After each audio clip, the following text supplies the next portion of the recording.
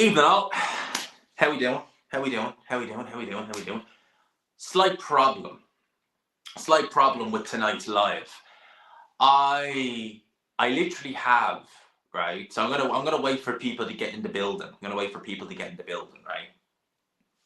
I am obviously been out most of the day. Been out most of the day. Went with my mate to, he does deliveries for a chip shop, not from Just Eat or anything like that. He does like car deliveries. So I've been out most of the day with him, and I had to look, he's got a battery pack. So I was able to get everything that I need for tonight charged, which is brilliant. So I was able to get everything charged, everything is good, right? But, small problem, everything I normally have at home that I can, read the questions, that I can, read the questions, I can check the sound, I can check the likes, etc. I can check the sub count. Everything that I use for that, basically I didn't charge. So I'm relying on the chat. I know there's 39 people in the building already. I'm relying on the chat heavily in this live watch along to let me know if the audio sounds good, how many likes we have. I can't check the sub count. I just can't do that. But I think Liam Dillon's already been stunned in there.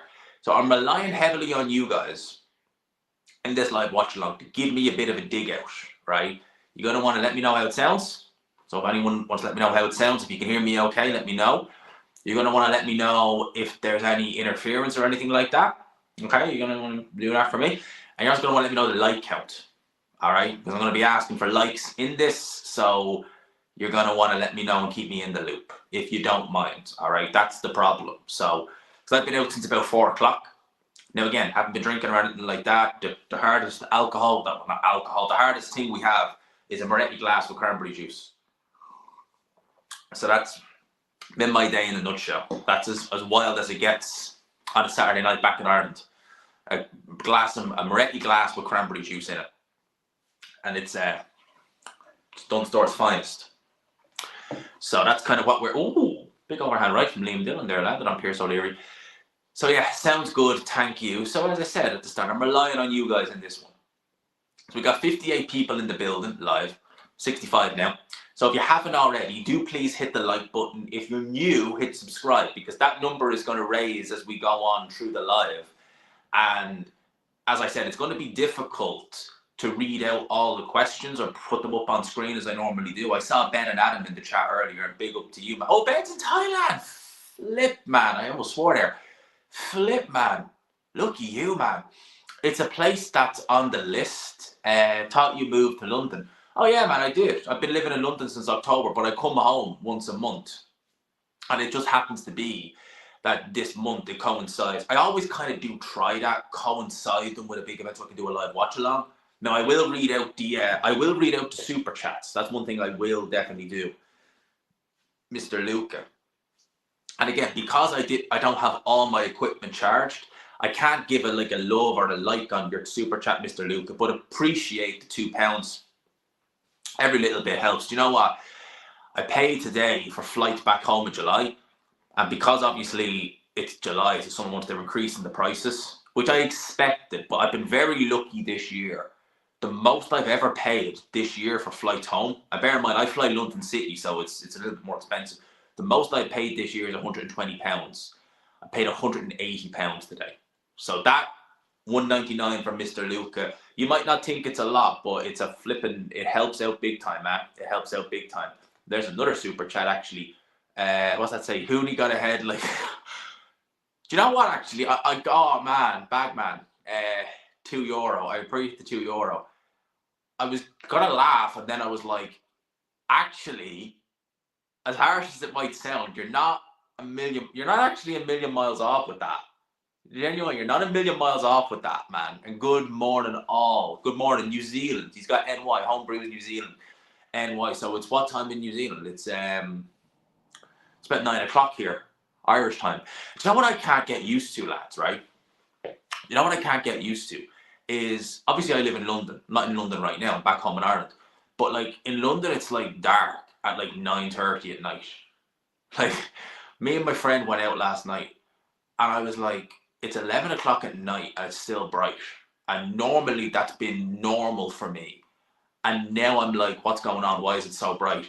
Adam, my friend, thank you so much for the 50 quid, man. I appreciate that massively, as always. I was telling the lads in the chat, man, only today I booked flights home for July.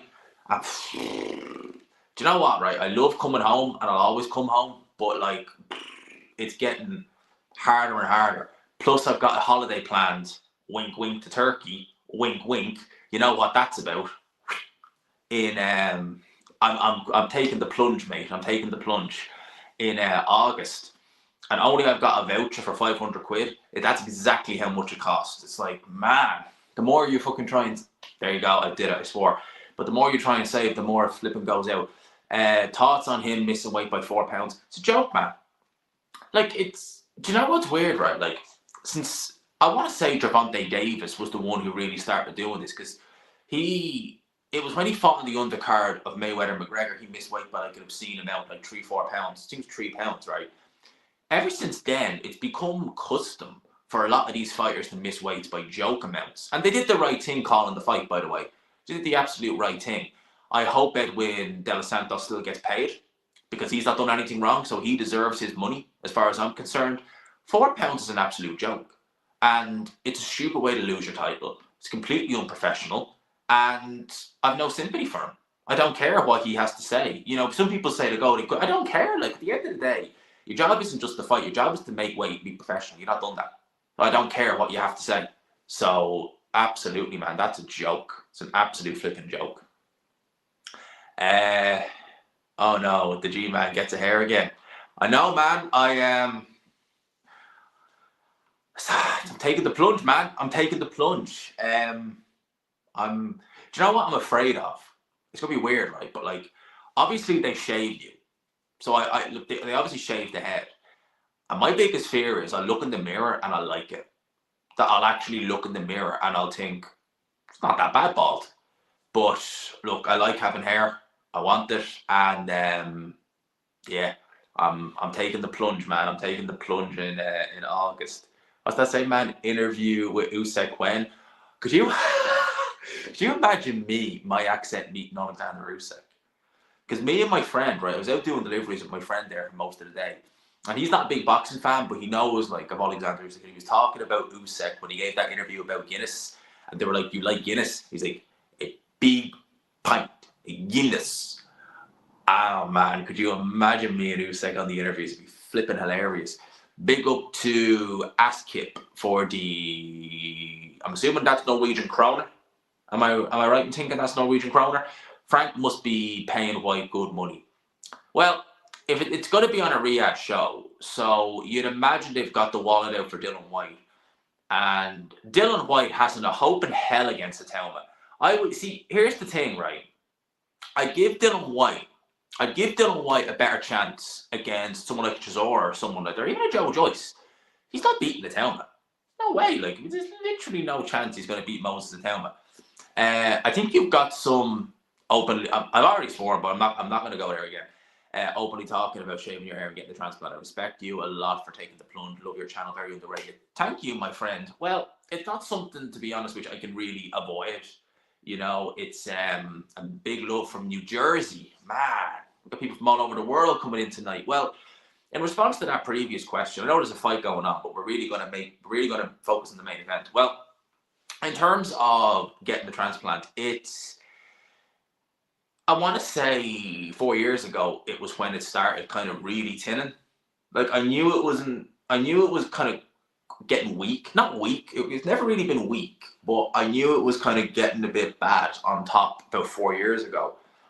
And I was kind of hoping it would just stay, because my best friend started receding when he was about 19, 20. And he got a ball patch about that size on the top of his head. And he's 30 now. And I swear to God, right? I swear, hand on my heart, it's never got any worse in 10 years. It literally started at 19 and it stopped. And I was kind of hoping something like that might happen, because his is not terrible. You can live with it. And I was like, all right, I'm hoping it's going to be like that. It got worse. It got progressively worse. To the point where it's hard to explain. Like, does it bother me? It only bothers me if, and no woman's ever actually said it, but when guys mention it, that doesn't bother me. But I'm always afraid that like a woman would say it, and I'm kind of like, oh, I don't want that. But in fact, no one's ever said it. No woman has ever said it to me. But I am still a little bit. I just don't think. I don't think bald head would suit me. I think that I need hair. I think I need it. And I think I need not like short hair. Like I know the way it is now is short, but I don't particularly want to keep it like that. I wanted to get it a bit up. If you've got a good donor, well, I'm hoping the sides are not too bad, so I'm hoping they'll be happy with that. But all in all, I'll tell you the price. All in all, it was $3,500 for everything, including accommodation. The flights I have to do on my own. So okay, the flights I have to do, it's all in all, it's $4,000. It's all in all, it's $4,000. So it's not that bad. But yeah, we taken the plunge, man, in August. So I actually paid for the flights tomorrow. So I got a voucher. Yeah, 3.5K isn't bad. It's in euros as well. So if it was in pounds, you're probably talking.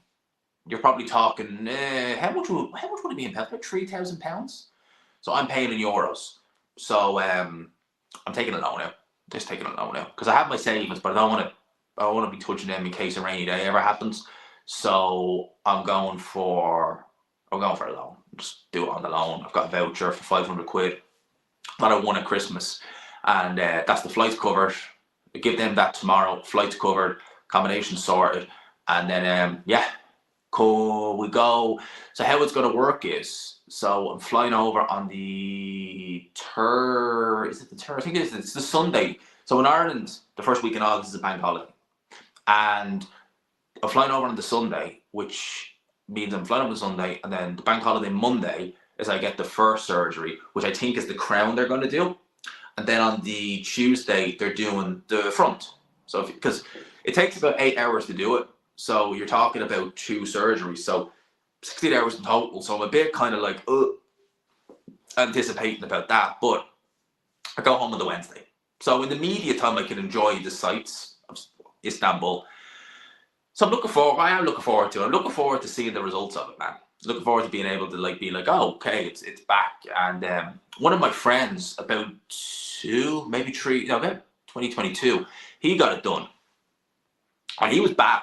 Now, when I say he was bad, like people look at me and they say mine's bad. No, his was way worse. It was right back to there. I mean, I always say about my mate, like, he's a nice lad, but I always say God must absolutely hate you because 1, you're ginger, 2, your hairline is absolutely awful, and 3, you can't pronounce your horse. So, like, I mean, where do you start with that? And how do you fix that? Visual takes long time subs. He got it back last October. Well, I'd be interested to know how you got on, man. I'd be interested to know how you got on with that. Apologies to Thunder Productions. I did see your super chat, but I was in the zone there, man. That Canadian dollar, I think it is 10 Canadian dollars. Big up, G-man. I got Fabio by KO. I agree with you. I have him by KO too, man. I do as well, and I appreciate the £10 every single time. Tell Ade to release the. Ade doesn't have the rights to that, man. Some have said that, Ben, and some haven't. I was under the impression that you get the scabs, and the scabs fall out. They give you stuff to put in your hair, which is kind of like just to, rub it in and helps with growth. Well, I was under the impression what I've been told is that you get it done, you're bald, and then it just grows. Essentially, it would be, imagine you had a full head of hair, but you just shaved your head. You're just waiting for it to grow back. That's essentially what I've been told it is. So the same guy who's doing my hair, he did Troy Williamson's transplant as well. So Troy Williamson, it's not helped his boxing career, but yeah, the same guy who transplanted Troy Williamson's hair did his transplants. This is the guy I'm getting to do it. So yeah, and I was saying, all in all, including accommodation, and they're paying for my transport as well, from the hotel from the airport to the hotel and vice versa back. So I can't complain. Like $3.5 grand, I can't really complain about that. I really can't complain about that. What about showers or anything? You can't. Something for months. No, as far as I'm aware, that's okay. They actually give you a spec. I think they give you like 2 months worth of like this. I think I'm not sure exactly what it is, but you put it in your hair, and I think it's what you use to just kind of rub it in and wash. Yeah, George Groves had it. Man, loads have had it done. Like, it's getting more common now than ever because more people are receiving more so than ever now. And the prices in the UK, I don't know, they're extortionate. Like, I think I told the story. I went for a consultation here in Ireland, here in Dublin, about July last year, actually. Yeah, it was about July last year. And I went in and they looked at they literally they didn't even quote me for here, right? They just told me you need, that's how I knew I'd need 2 surgeries. Like, you need 2 surgeries. I was like, yeah, I had a feeling I would. So I said, where's the worst? And they were like, the crown's the worst. And I was like, yeah, I thought that as well. And I said, right, all in all, what are we looking at? And he goes, $5,000 for the crown. Just the crown. And I was like, what? $5,000 just for that? I was like, okay. And they're doing there and there plus hotels. That's 3.5. Like, what? You just, it's a no-brainer. And I'm essentially going to get the pretty much the same like level of, you know, professionalism, because you don't want to get a bad rep. I'm like, why would you, like, I get if you don't want to travel, fair enough, you got a fear of flying or something like that, but like, why on earth would you pay essentially 10 grand when you can get the exact same thing done for 7 and a bit grand less, or 6.5 grand less? What? It just makes no sense. So for me, it's 100%. It's just an easy. Everyone on a plane to Turkey. I work with a girl, right? Well, actually, I don't work with her anymore. I think she's left because she had a baby, and I don't think she's going to come back. But last year, she told me she got her teeth done. Because most of the time, if you see girls going over there, it's more so for their teeth or laser surgery. And she basically was like, when she was getting the plane back, she goes, everyone had something done. They all either had like a bandage somewhere, or they all had bald heads with cuts in them. Well, let's say cuts, scabs in them. So that's the only reason people pretty much go there anymore, is just to get work done. And I was like, yeah, make that $4,000 for the. Well, I like a kebab, but it wouldn't be my go-to meal. It wouldn't be my go-to meal. I'm not showing the back. I'm not showing the back. As much as I'm kind of like happy I'm getting it, I'm not going to be showing like before and afters. That's just, I don't like, I try my damnedest. That's why when I'm doing that A&G, man, I'm always like, thank you, Nathaniel, the cameraman, for making it as though I don't look as bad as I actually do. That's what I always say. I'm like, make sure I don't look as bad as I actually do. I wouldn't mind visiting Haggis Sofa, to be honest. I wouldn't mind visiting that, actually. That'd be a good spot, actually, a good show, actually. I wouldn't mind seeing that as well. Because, yeah, that's where the Ottoman Sultans used to live. So I wouldn't mind seeing the Ottoman Sultans past. I wouldn't mind seeing that. Because I do like my history. And Istanbul was Constantinople, and it would have been the capital of the Eastern Roman Empire. So, you know, I'll be keeping. I will make something of this trip. Have no fear. How come you don't do Addy and G-Man in person anymore? Well, we do. We did it, just this recent episode was in person, Matt. Well, the reason why we didn't do it in person for a couple of weeks was just purely down to the fact that we were trying to arrange. Well, one, I was home for a couple of weeks in Ireland, so we couldn't physically do it in person. And second, it was that we were trying to arrange a sponsor, and we didn't really want to go all in on the. We didn't essentially want to go all in on the production until we had the sponsor on board, right? So once we do have that, all right, we haven't announced it yet, but we do have it, and it's good. It's good. Now we have that, we can do it in person again. So we're good to go on that one. There will still occasionally be, because it's just the way our schedules are, occasionally there will be the Zoom one, but I am in the process of redoing my flat in London.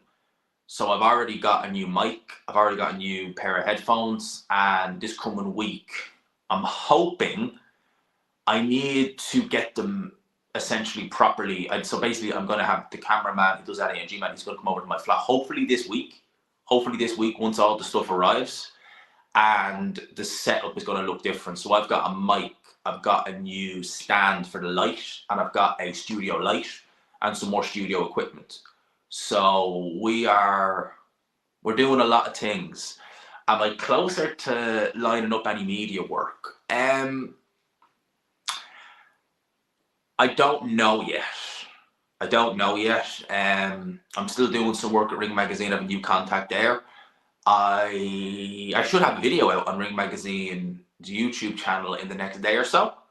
So I've sent them on a new one, so that should be up. And then we're doing June's videos this month. I have to record June's videos, so it's going to be good.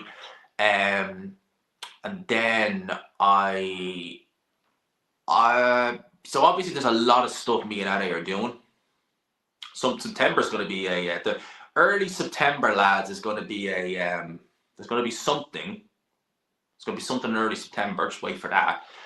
But I don't quite know yet. I mean, I'm hearing good things, but look, have you seen people compare you to unmasked Darth Vader?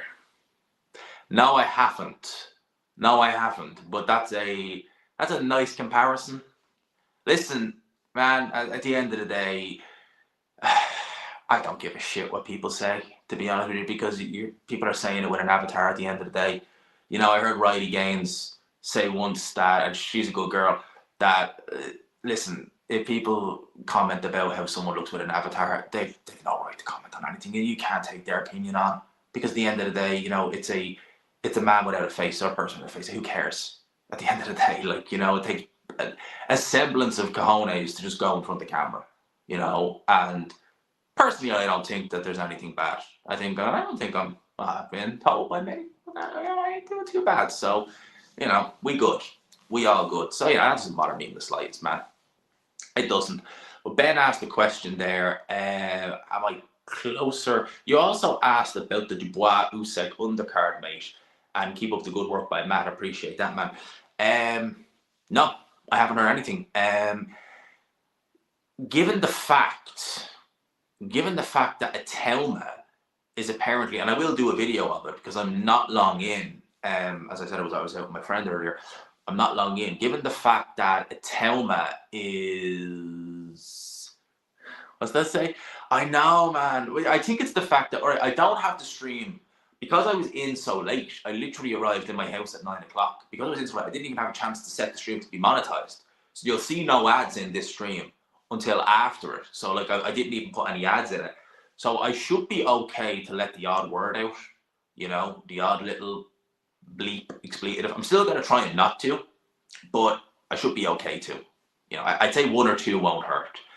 You know, Ade does swear a lot more than, well, actually, I take a little bit of pride in the fact that I don't think in recent years I've barely ever sweared, ever, in a video. I know Ade swears a lot more than I do, and his videos it doesn't hurt his videos, so, but I'm still, I'd hate for someone to like a producer or someone like that, because producers, I know for a fact, do look at them. They really do. And I'd hate for them to be able to say, like, you know, he's good, but he swears a lot. You know, could he keep that under wraps? Now, that is something, and people say, not to me, obviously, but to other people. And nothing to do with me, obviously, you know, about other people, but I don't want to give anyone any feedback to say, oh, he swears a little bit, should he? No, so it's just, it's, as you said, it's PG the whole way. It's PG the whole way. Big up to Kent Matthews every single time, man. Thank you so much. Amongst all them, I'll take that. So yeah, I do try and be, I guess I know it's YouTube, but I try and keep it proper professional. As professional as I can. That's my big thing. Just keep it, you know, really good, really professional. You know, if I'm reading an article and there's a swear word in it, as you know, I try and say, you know, beep, or he's saying a word beginning with F, or I'll chuck in a code word. You know, like if someone's talking about, you know, something you smoke, I'll call it the old Bob Marley and stuff like that. You know, you find words around it. If someone's talking about something that you smell, I'll call it the old how you doing. You know, so there's always ways I kind of chuck it in without having to upset any algorithms or anything like that. Danny Gallagher boxing. Fabio is ready. They both look ready. Huni looks a bit nervous. You see him pacing there. He does look a little bit nervous there. Atelma versus Wardley. Be interesting. be very interesting. How would a Tauma face someone who is literally going to go and just sell out from the first bell? How's Pierce O'Leary's fight going? I'm not really watching it. Like, I'm more talking about, more having the chat with you guys. I am glancing at it, and he looks to be in control. He's getting hit with a couple of sloppy right hands, though. I will say that. So he wants to tighten that. Like, there you go, another one right there. So he wants to tighten that guard up. So we're halfway through it. And yeah, there's a few little sloppy shots getting through. But for the most part, he's not doing too bad. And I've seen a couple of Pierce O'Leary fights. He's all right. You know, he's okay. He's from Limerick. I'm sure he is from Limerick. I think someone in the chat said that as well. Paddy Donovan is obviously from Limerick as well. And Paddy Donovan looks a lot more talented. I know they're different weights. I think Pierce O'Leary was 140. And I think that just, you look at Paddy Donovan, you can see the talent straight away. It's unfortunate he has an L. Oh, by the way, there's 146 in the building. If you haven't already, smash the like button. I would appreciate that. If you haven't already, please do hit subscribe. I think I had just over 21,000. I think I just had over 24,150 something when I started. And as I said, I was out with my friend doing deliveries, and I charged everything for the stream, but my kind of stream assists, as in my spare iPhone and tablet, they're all dead. So I can't check the likes or the sound or anything. So I'm trusting you guys to tell me how many likes I have, and then try and increase them. So if you could do that, tell me how many likes I have in the chat, and then we try and increase them, because I can't see them. I can't see them on stream. All I can see is how many concurrent viewers I have. I can see one tab that has my comments and one other tab that has my super chats, and that's it. That's all I can see. So yeah, best laid plans, because I was hoping to get home earlier, but at 45 at the minute. Thank you, Adam. Okay, if we could, well, actually, so we need 100 more, and then we've 100% likes. Yeah, he's cashing out because you got 33 likes. All right, 20 likes so far. All right, so I'm assuming I might have had 20, and maybe it's increased. If you refresh it, it might give you a more accurate look. But if you could, that's way too many low likes for how many people we have. So if you could, smash that like button. If you could, 51, there you go. So yeah, appreciate that, lads. And if you haven't already, do please hit subscribe. Jason Hanna has just asked my prediction for Katie Taylor Amanda Serrano 3. Right? Now, I'm a glutton for punishment, man. And the reason why I say that, right, is because both fights I picked Amanda Serrano to win. Both fights. And she hasn't. And I'm going to be a glutton for punishment and pick her again. She is, like, you could argue she's won both fights, but she's due a win. That's July 11th. That's July 11th. And yes, I won't be doing a watch along for Taylor Serrano. I won't be, but I will 100% do a review of it. I promise I'll do a review of Taylor Serrano. I will do that. I absolutely will, 100%. Because the last fight was really entertaining, actually, it was really good. So I promise, do a review of Taylor Serrano 3. And my pick is Serrano to win. She should win, but like, I picked her twice now, and yeah, I think Raymond Ford will take it. I did. He'll take it, but no, he'll take it, but Kakache is he'll hurt him. He'll hurt him a lot more than Nick Ball did. And Nick Ball's had an interesting fight. Sam Goodman was meant to fight Noah Inoue. He was meant to fight him back in January, and he pulled out. So he was meant to fight him on Boxing Day. Yeah, he was meant to fight Inoue on Boxing Day. He pulled out with a cut, and it looked a bad cut. I was surprised they rescheduled it so soon.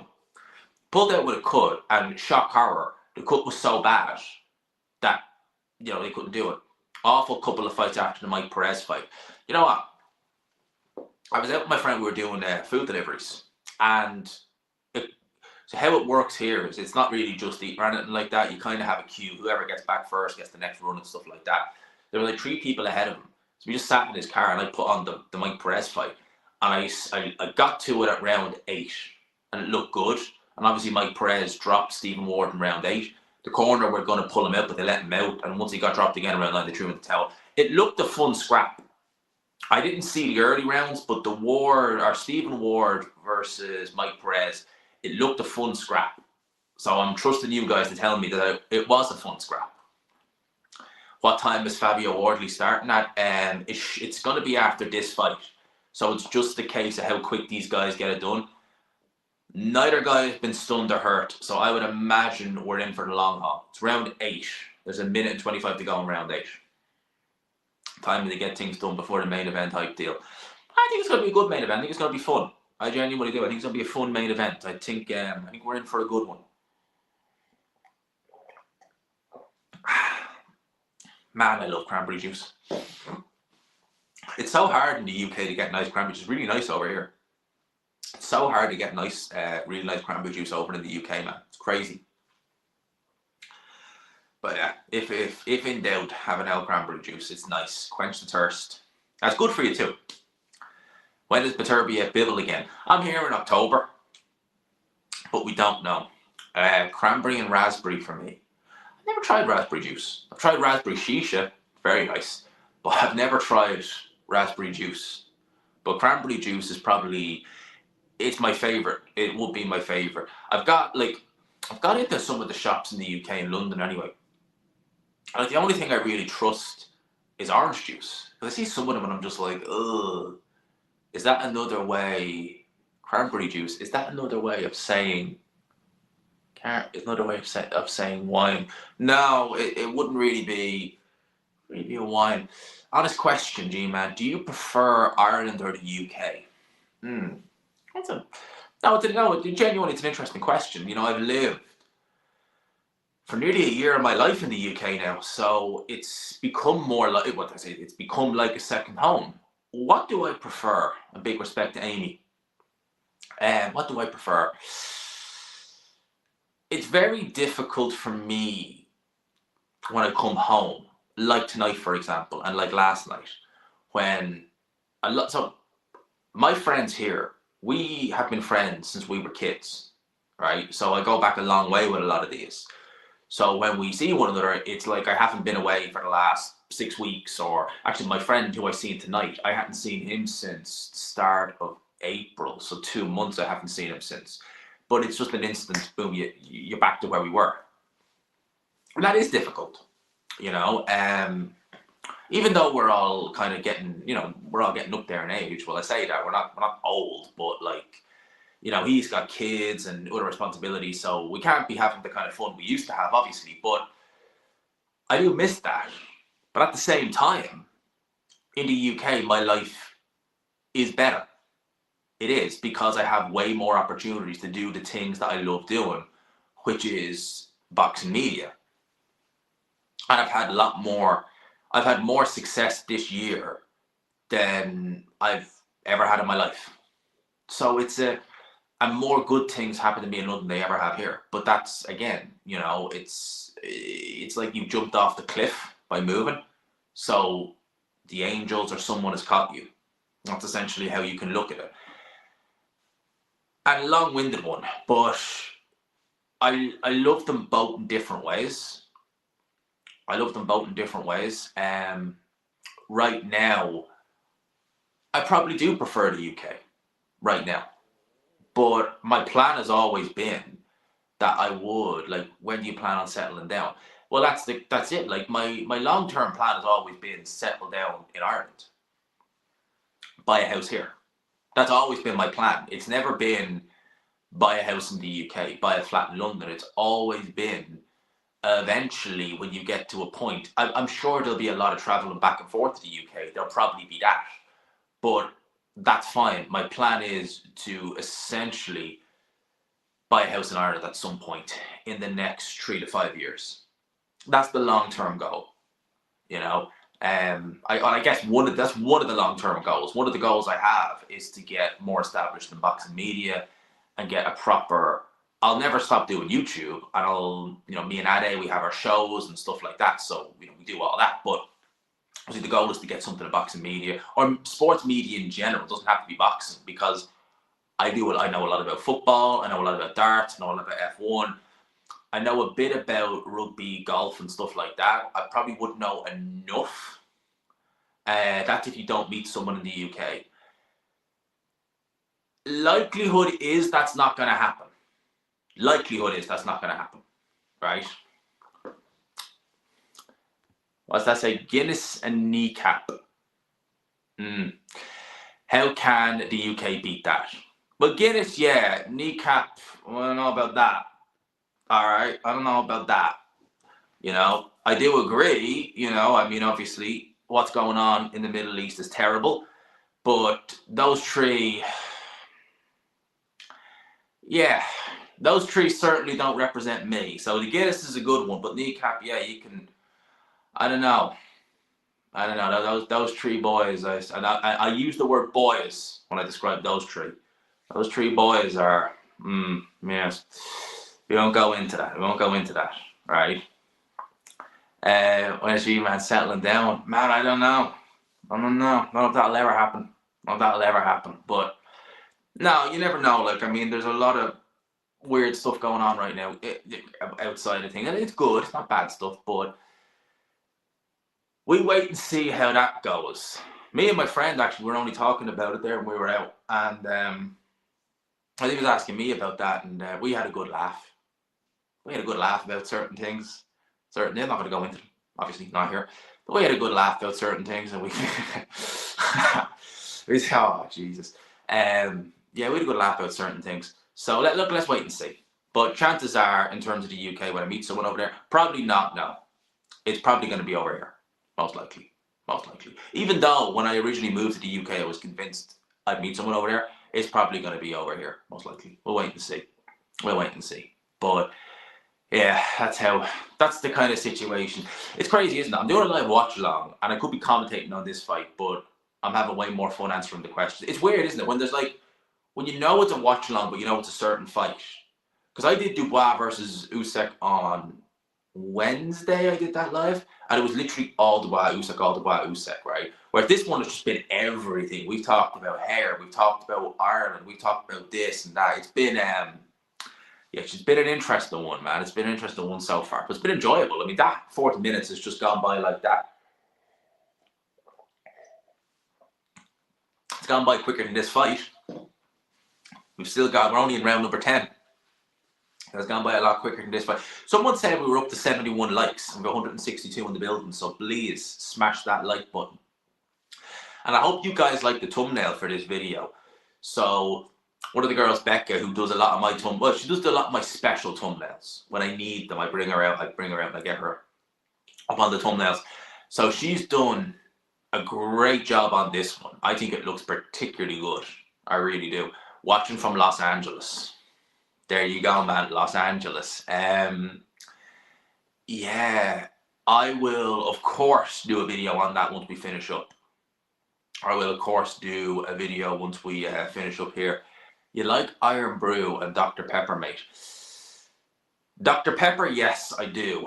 Iron Brew is a bit like, I would drink it, but it wouldn't be. We get it over in Ireland, so it's not like something I'd say with Dr. Pepper, we get them both over here. So it's not like something I've only just tried since I've been in the UK. I have only just tried Tango, which is just, I do not normally like fizzy drinks, but goddamn Tango is nice. Man, that's tasty. I don't like drinking fizzy drinks. I really don't. Truthfully, I really don't. But God damn, man. Tango is tasty. How old are you? I am getting old, but I'm not 35. I started tinning on the top when I was about 26, and that was 4 years ago. Was it 4 years? Yeah, about 4 years ago. There you go. I ever since I hit 30, I'm just kind of like, oh, it's like that age. Like that age is just flipping there. So yeah. You're a good man. When the Barnet is sorted, you'll settle down Nowhere world is your oyster. Man, I'm kind of, so how it is with me, right? He's 21. Yeah, man. Honestly, right, when I was 21, well, I'm a year older than all my friends. And all my friends, their 21st birthdays, were celebrating. It's scary, actually. It's flipping scary. 10 years ago, 2015, because I'm a year older than all my mates, we were all celebrating their 30th. Or sorry, not the 30th. Well, I'm not 40. Believe me, I'm not. But 10 years ago, we were all celebrating their 21st. It's crazy. We're all celebrating their 21st birthdays. So, yeah, it's crazy. It's absolutely flipping crazy. And the weird thing is, right, my friend who was out with the now, his little brother is 21 this August. And I still think of him as like flipping, I literally still think of him as like a 10-year-old kid. And I'm like, holy crap, your brother is actually 21 in August. It's like, that's crazy. Is Ade Oladipo your best friend in boxing? Well, Ade is a proper friend. Like, I see Ade as a big brother, as a brother figure. And he is a dear friend now. So best friend in boxing, yes, but he's not just a boxing friend. You know, I see me and Ade are very close. Like, we literally talk all the time, and man, it's everything. So like, we go for shisha, we do everything. We talk of, man, I see Ade every week, you know. I'm one of the few people who's been to his flat. I've met obviously Ade, you know Ade has a partner now. I've met her and she's absolutely lovely. And, you know, she's always, you know, asking for me. She's like, make sure you help G-Man with this. It's like, yes, I got a good fan there. So, you know, Ade is more of he's not just a boxing friend, he's a friend. And as I said, I see him as like a big brother figure, because he is. If he gives me advice, I take it. You know, he was saying to me, keep the beard, but I tried to trim it. I actually tried to fix it, like just make it a bit nicer on Thursday. And, well, I had to shave it. So you can see exactly, it didn't really work too well. It did not work too well when I tried to style it. So he told me go to a Turkish barber's in future, and he told me the one to go to. So I will be going to them to style it in future when it grows back 100%. Have I ever met a subscriber? Many times. Actually, when I was going through the airport yesterday morning, I was waiting for, obviously I was putting like my laptop and my tripod stand and my just like gym gear. I was putting it all to go through security. And as I'm waiting for it to come through, I get a tap on the shoulder, and he didn't give me his name. I never asked, I probably should have.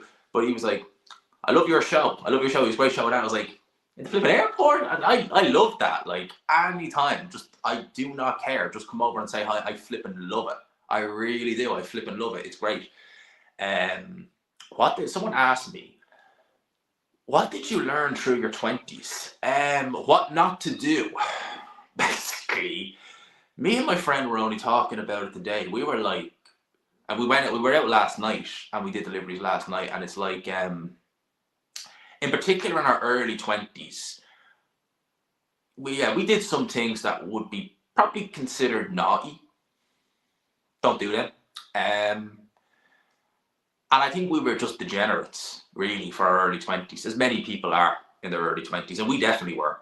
Oh, we definitely were. We really were. I was a great misfit. That's why when I say misfit, I was a great misfit when I was in my early 20s. When I got to about 24, 25, I got a little bit better. That's when I started doing YouTube, when I was about 25. And then, like, what did I really learn?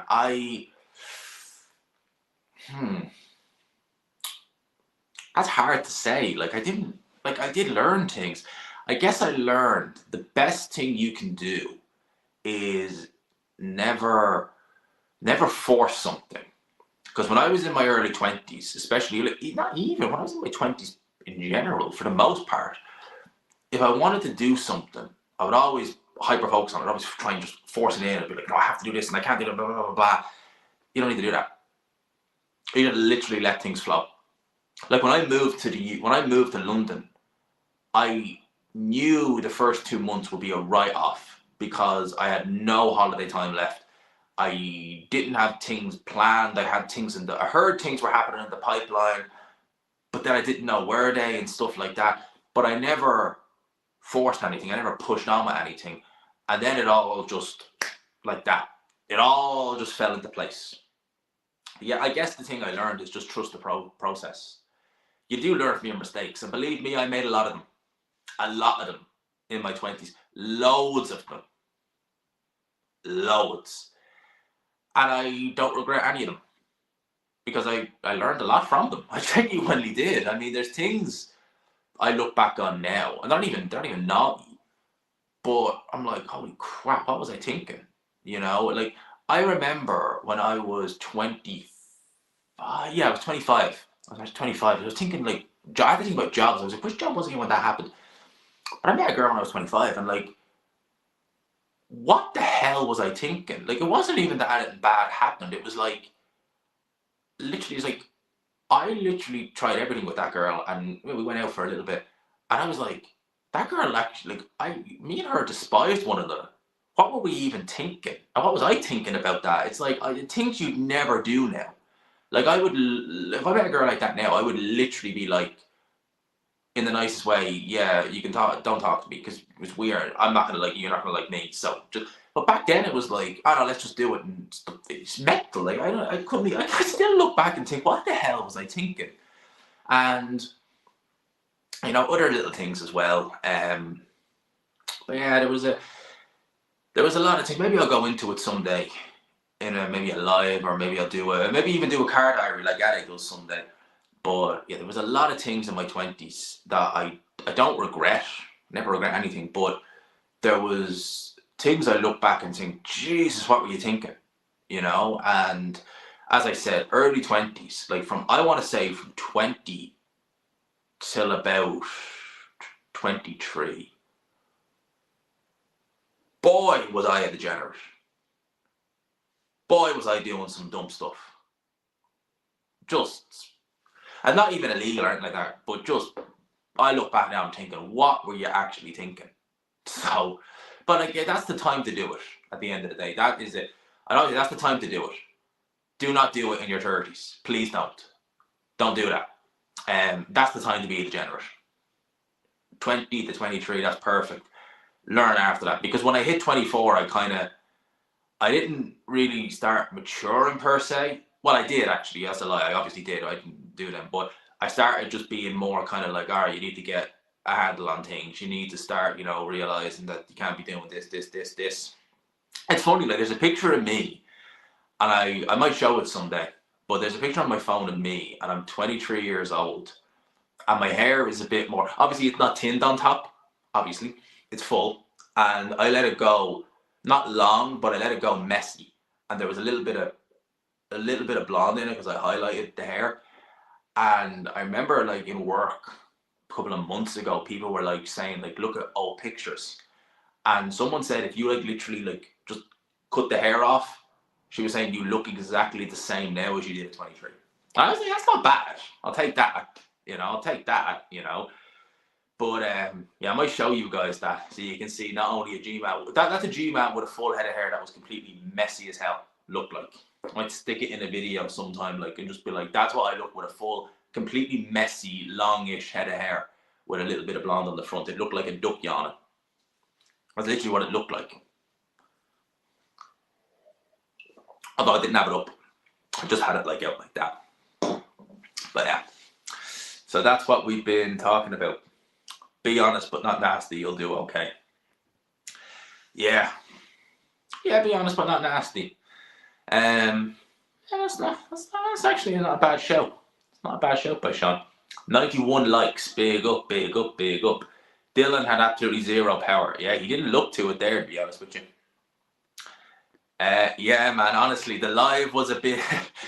I was like, dude, I was not going to be commentating on that fight. I was like, keep coming with the questions because it's making the time go by quicker. We're getting through this fight nice and quickly. That's what I was literally like, get through. Best performance you've ever seen in an arena or stadium. I'm in the spot with that one, man. There's many good performances. Many, many. Yikes. Dubois against Joshua. That was a brilliant performance. Beat a terrible card. No comment. But yeah, it's the main event will save it.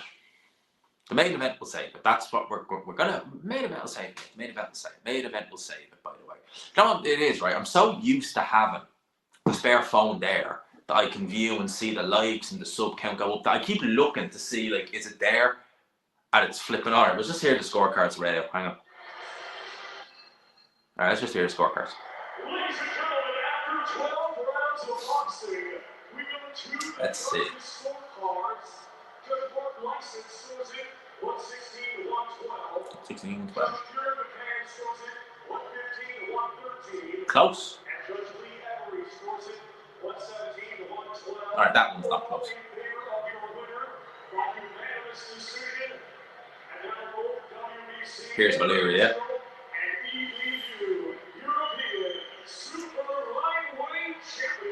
Here's Valeria. There we go. We bring the sound back down. Owen wants to know where the G-Man name come from.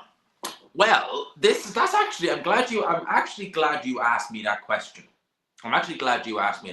Because, right, the channel is probably in the next couple of weeks is going to undergo a bit of a change. Has that always been like that, by the way? I should move that curtain and make it straight a little bit.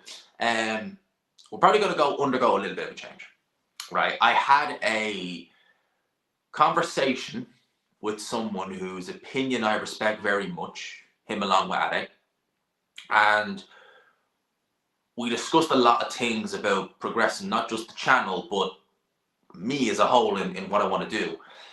And one thing he mentioned would be to actually drop the G-Man name, but do it gradually. And I agree with him. Because if you think about it like this, if you're on a radio broadcast, they're not going to introduce you as G-Man, are they? They're not going to do it, you know? So more so, I'm considering going in, actually putting changing the channel's name to my real name, you know? In terms of where G-Man came from, my last name starts with a G. You'll probably see it in a couple of weeks. And when I was about 18, 19, I had my first spar. And when they called me into the ring, one of the guys just goes, "Oh, here comes the G-Man." And it just stuck, and people started calling me that in the gyms. And then when I did my channel, I just thought, well, they call me that in boxing, so I might as well just put it down as the channel's name. And yeah, so that's it. In London, you're going to see the change in the setup in the next week or so. And I think we're probably going to start to get the ball rolling with revamping things, because I like the name G-Man Boxing as well. But yes, I could completely understand where he was coming from and what he was saying, and it made perfect sense to me. So we might keep the name G-Man in it. It might be first name G-Man, last name for the start. So I might just keep the G-Man name in it, but it won't be G-Man Boxing. It would be first name G-Man Boxing, last name, so that's going to happen in the next. It's not just going to be a literally boom, it's gone. It's going to be a progression. So we're going to redo the studio first, or the home studio, and then we're going to look to push on from there. That's the plan anyway. So that's how we're going to do it. Depends on the name. Well, I don't think my name is that bad. In fact, most of them don't. I mean, the people are like, your name is fine. So the name is fine. I don't think my name's not Luke Partridge. Put it like that. If it was that, then I'd be saying no. But my name isn't Luke Partridge. Thank God for that. No offense to anyone called Luke Partridge. AKA, but it's not that, thank God. So my name ain't Luke Partridge. Oh my God, what a name. There are some names you hear and you're just like, why would someone call their son or daughter that? And you're just like, especially with the last name, it's just like, what the flip? You're like, why would you call them that? You're just asking for trouble with that, So that is something that we're looking to do. As I said, in the coming weeks, I should hopefully have all the equipment this week. I'm getting it all off Amazon. Yeah, delicious is just, I mean, honestly, do you know what, right? Do you know what, right? We got, me and my friend, obviously, I've told this already, so last night, we're obviously doing deliveries. It's for a chip shop, and they do a really nice milkshake. They do a really, really nice Oreo milkshake. So me and my friend, he was driving, obviously, and we're sitting there just sipping away on the milkshakes, and he just goes, that's delicious. And I just thought of Delicious Ori. And I was like, oh my God, that's just such a tragic name. It really is. It's awful, isn't it? As soon as he said it, I just started giggling a bit. And he was like, what are you laughing? I was like, it's just thinking of something funny. I was like, just thought Delicious Ori. And I was just like, oh my God, what a flipping tragic name. To make jokes about names. James Jameson, not the worst. I know someone called Ryan. There you go. I mean, like, a name can make or break you. Genuinely can. Like, I do believe that. Like, I mean, you hear certain names and you're just kind of like, was it a delicious milkshake? It was actually. It was a delicious Oreo milkshake. It was actually. It was very nice. It's actually a very nice milkshake. Fabio Wardley's not a terrible name. Like, the Fabio Wardley's it's not a terrible name. It's all right. I think that's all right. You know, I mean, you do hear some names and you're just kind of like, but it's not a terrible name. No. Someone in the school is called Luke Duke. That's it. Yeah, I mean, that's an interesting one. I'd be straight away getting that one changed, 100%. Gary Neville's dad is called Neville. Wow. Tyson Luke McGuinness. Well, that's the $1 million question, Louis. I don't know. We'll do a video on it, though. I haven't heard anything, certainly not. But we'll do a video on it. I'm trying to think of some really bad names I've heard. I probably can't really use their full name on here, even though I wouldn't be watching. I'm just trying to think of there was some really, really funny names that I heard over the years. Like, even in the jobs, is there anyone really with a funny name? Really? There's not really anyone with a really bad name. It's really bad people, not really bad names. So yeah, no. Not off the top of my head anyway. I have heard some flipping hilarious ones over the years. But Richard Pound. There you go. Drew Peacock. Wow. Greatest nickname is Bone Crusher Smith. Yeah, that's an underrated nickname. That's a good nickname, actually. William Williamson. Oh my God. William Williamson. Holy Christ. Yeah, that is that's just laziness, I think. When you name them so close to the last name, so that's just pure laziness. Like, parents can't think of a name. What we got? What's your last name? Williams. Just call him William. Just call him William. You're just like, what? Really? 95 likes. Thank you, Kent. Appreciate. We get it up to 100. We've 171 in the building. If you haven't already and you're enjoying this live watch along, even though we haven't really been commentating on the fight, we've just been talking about all kinds of everything. Do consider hitting subscribe. We've been having fun. We've been having a lot of fun in here. Oh yeah, I'm struggling. I'm actually struggling here to think. Howling. Oh wow, Jesus. So imagine calling someone howling. Howling is howling. Yeah, I'm sure there's some boxers with some terrible. I'm not even talking about nicknames. I'm just talking about just terrible names. So I'm just trying to think of some of them though. Daniel Jean Zers. Wow. Bricktop is the best. Yeah. He's embracing that name now. He's not calling himself that, but he embraces that whole Bricktop moniker now at this stage. And those ones that Fabio Wardley is doing his ring walk, and it does look epic. It's rated in Ipswich, and it's still, I know it doesn't look it, but it's still reasonably clearish outside. It's not raining in Dublin, which is strange, because I thought it would be. As a character, I can't remember the name of the movie. Fish Eyes was the original one. And do you remember Tony Bellew? That was legendary. Called him fish eyes after he won the world title in Goodison Park. And I think if you go back and you watch the interview, I think Sky dubbed it out.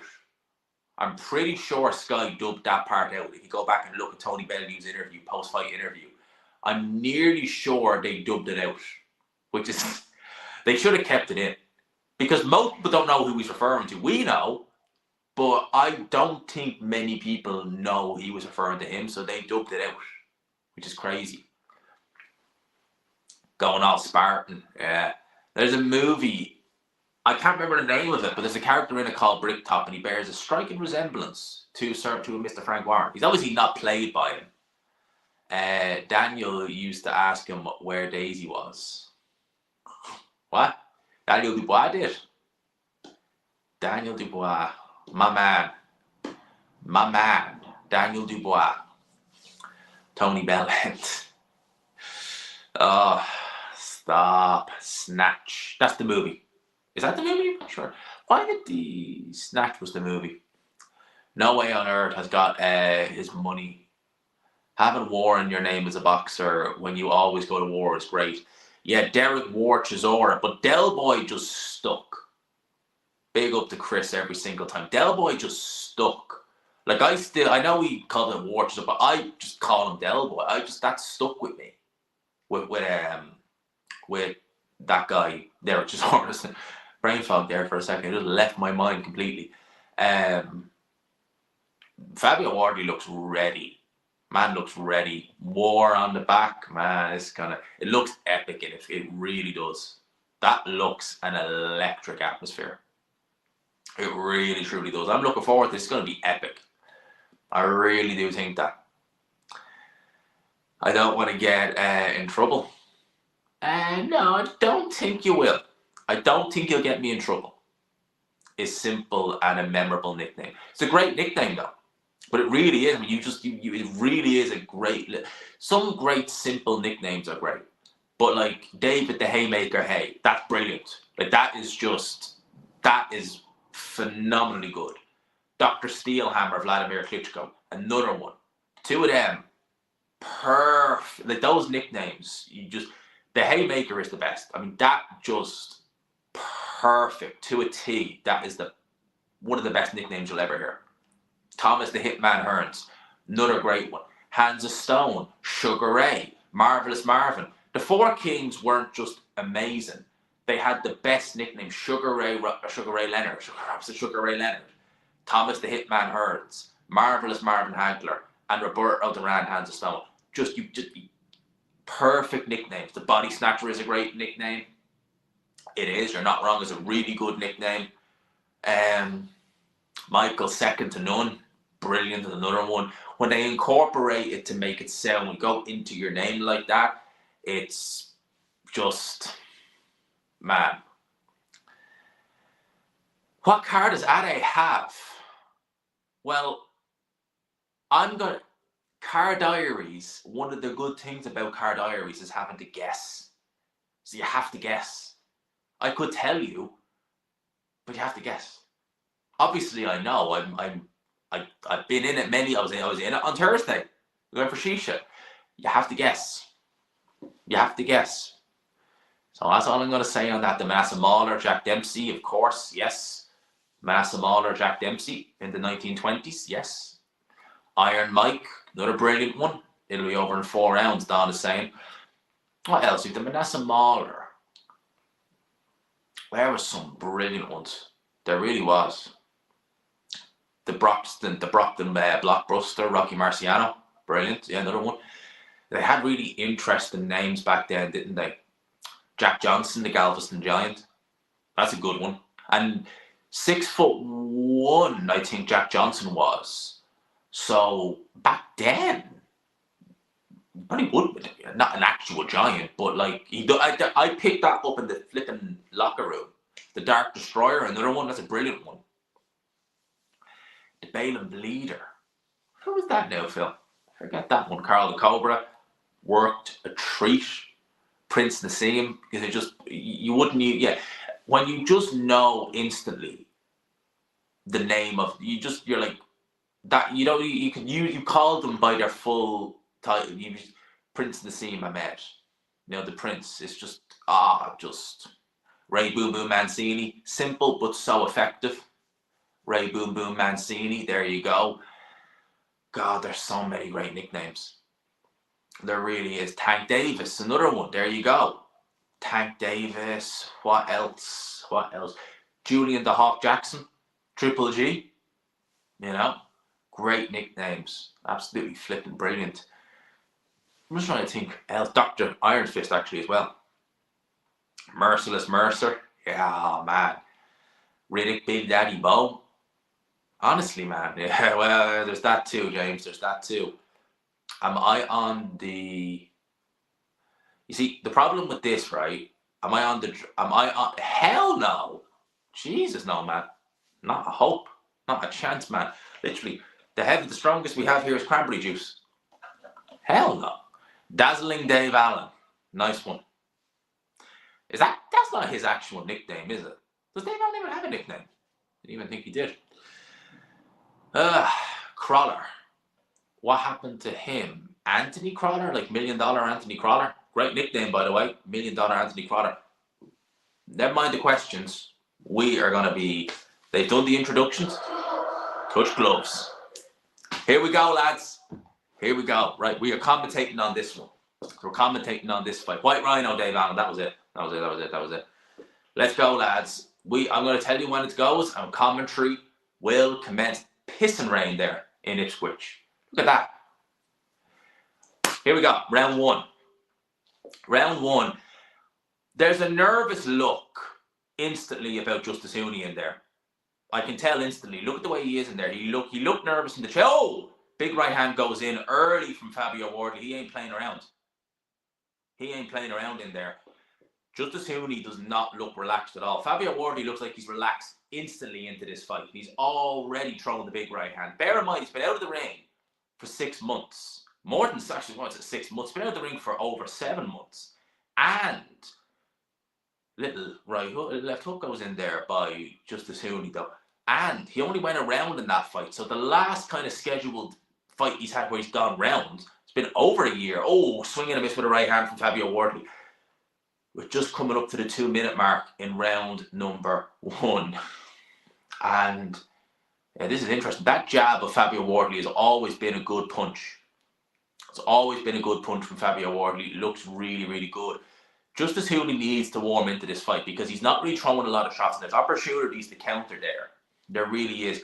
But he's holding that guard up. It's giving Fabio Wardley opportunities to go to the body. But he almost lands a little sneaky jab over a lazy jab from Fabio Wardley there. Fabio Wardley just has that left hand down low, which is making him think. When you see that left hand down low like that, you have to actually stop and look and think.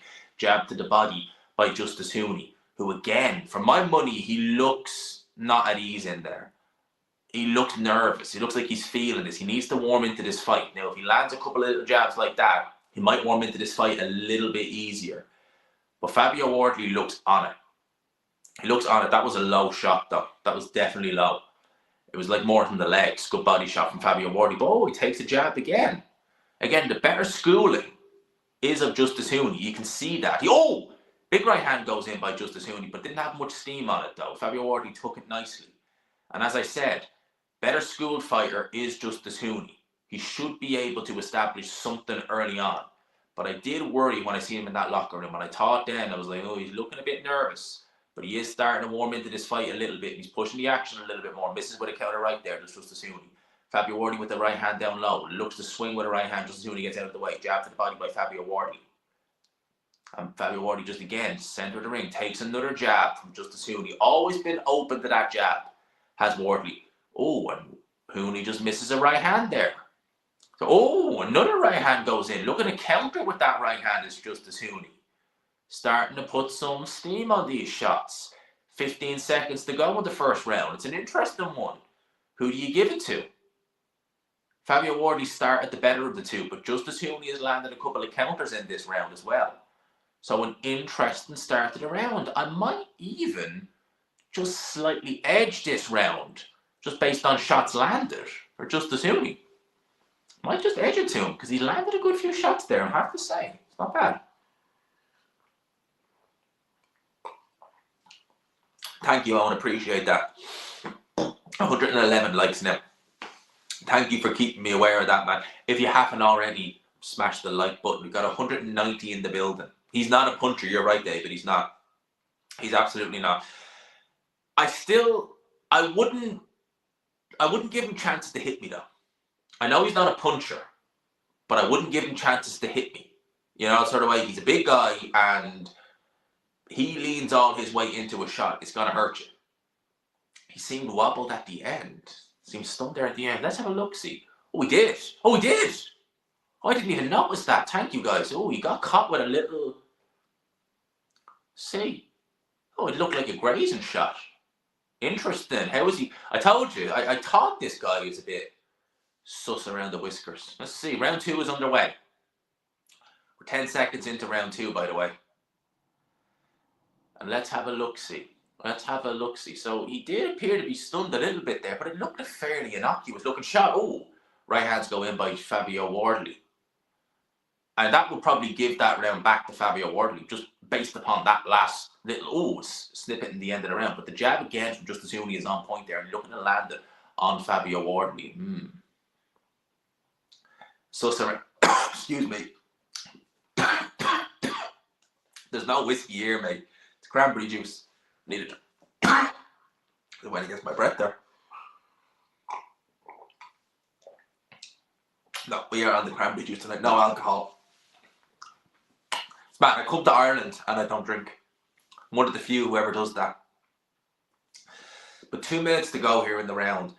And I'm wondering would Fabio Wardley press the action. Lands a good jab there, does Fabio Wardley on Justis Huni. I'm wondering if he's going to press the action because he did, if he stunned him, and he did appear to be stunned, a little bit anyway, at the end of the round. Would that make Fabio Wardley want to just push the action a little bit more? But saying that, he is getting count. Drinking is overrated. It absolutely is. I mean, I think sometimes it's the social aspect in London, which is one of the reasons why I go out, like not every weekend, but most. But when I'm home here in Ireland, I have my friends around me. I don't need to. I'm just happy to go to bed and sleep soundly, wake up and go to the gym the next day. Truthfully, I would rather do that than go drinking. Spend flipping however much money on stuff that's not going to make me feel good. Whereas cranberry juice is nice. It's nice, and there's no ill effects. No ill effects whatsoever. Thank God for that. But a minute to go here in round number 2. Ooh, that looked around the back of the head. Oh, that looked around the back of the head. Fabio Wardley just done a little hop there. Now, there's definitely a skill difference. You can see that. Justis Huni definitely has the better ability. Looking at counter punch. Fabio Wardley, though, has the punching power. Misses with a right hand there. Ooh, misses with a right hand there. Looks to land a body shot. It certainly is. I'll talk more about that now in a sec, probably when we get to the final bell. It's 30 seconds to go here in this round.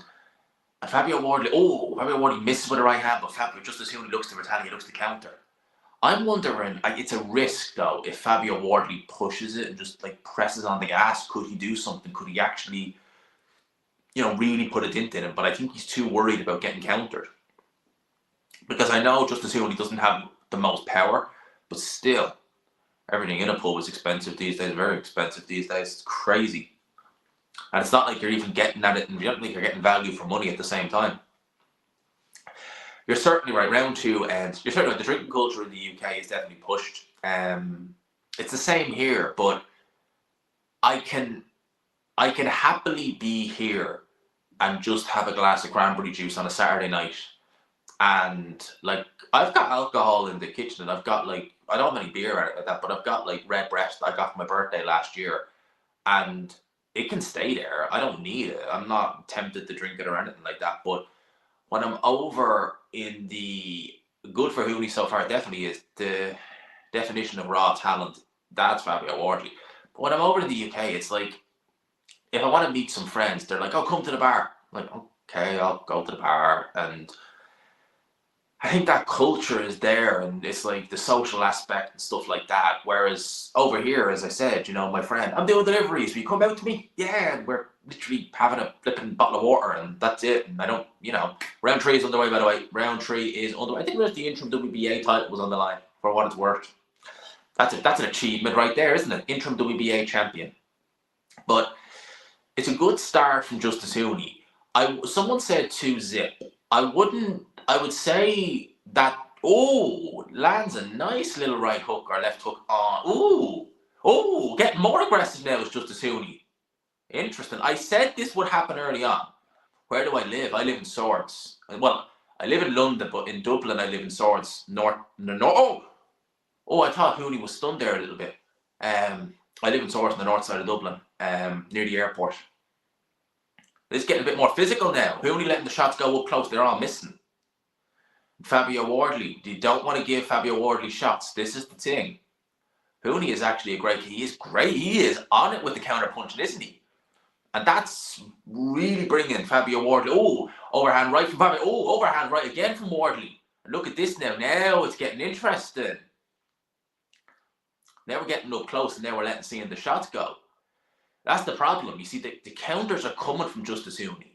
And it's making Fabio Wardley, bringing his punch output down. He might not be the biggest puncher, but oh, good jab from Fabio Wardley there.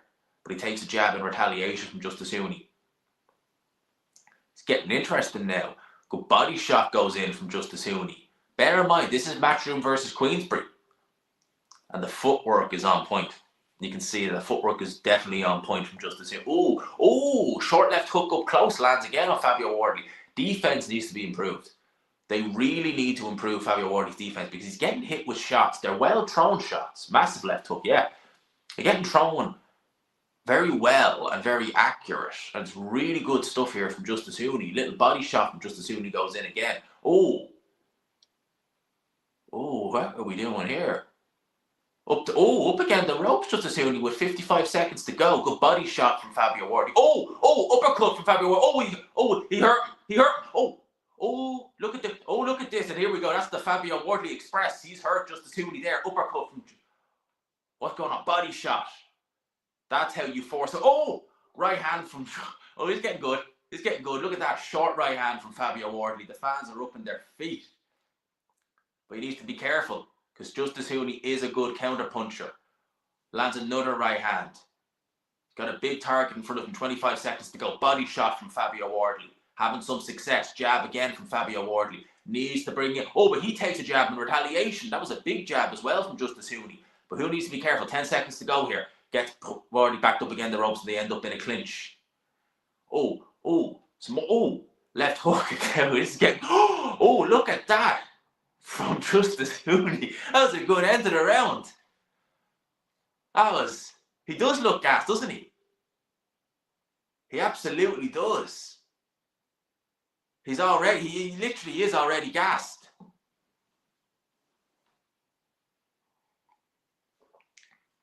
That was a good end to the round, man. That was fun. I'm enjoying this, man. I'm flipping enjoying this fight so far. That was a really fun fight. That was a really fun round.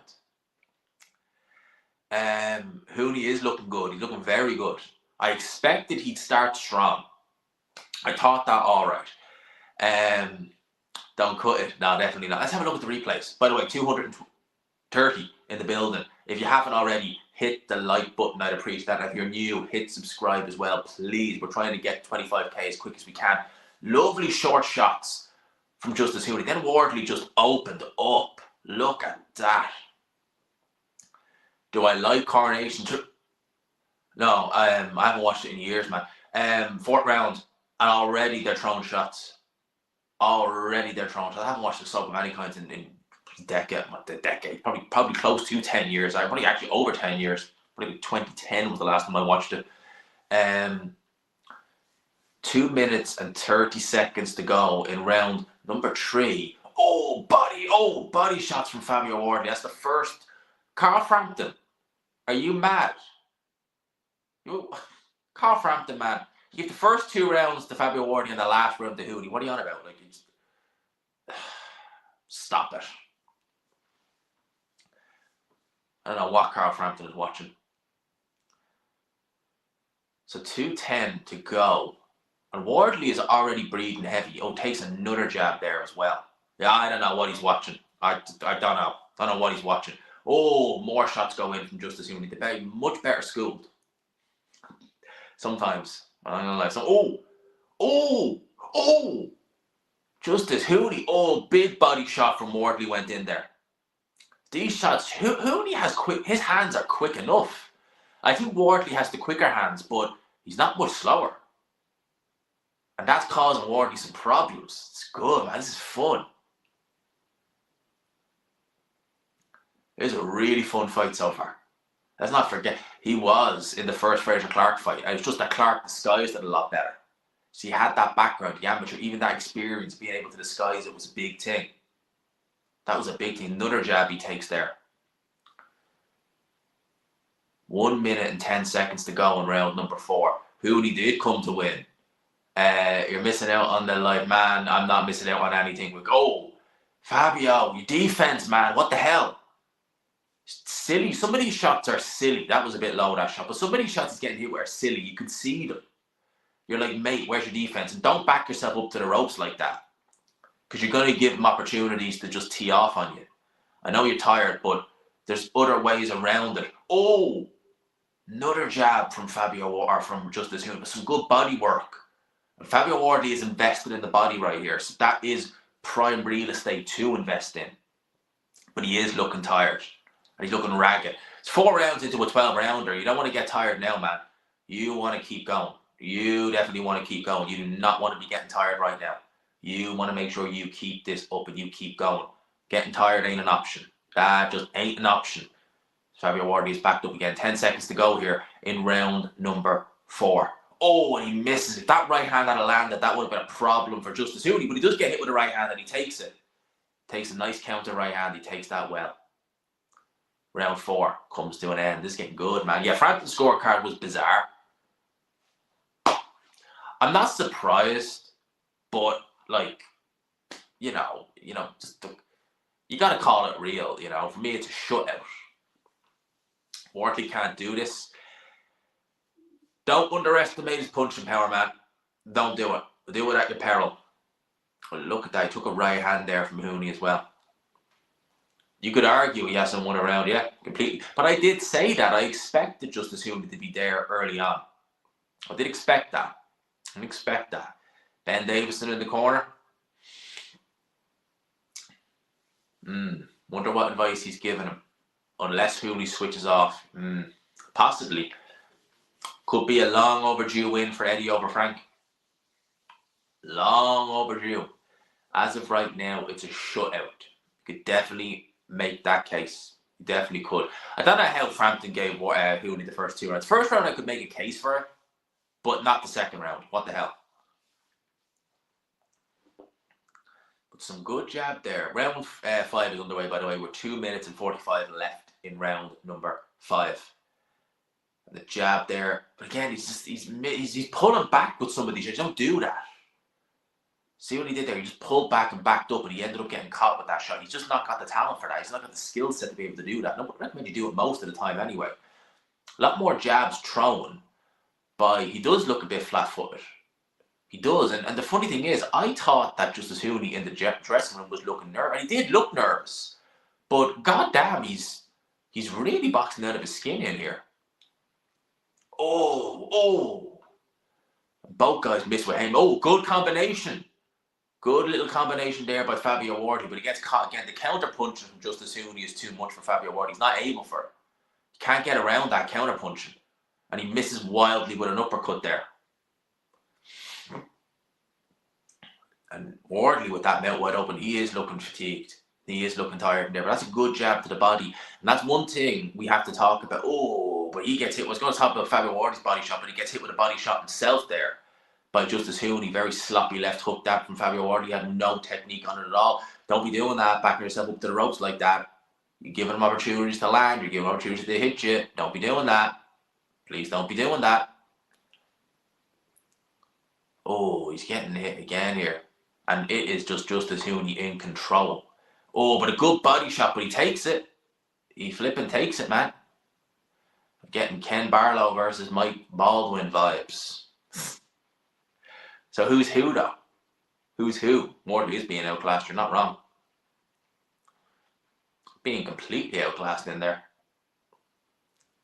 55 seconds left. Let's see.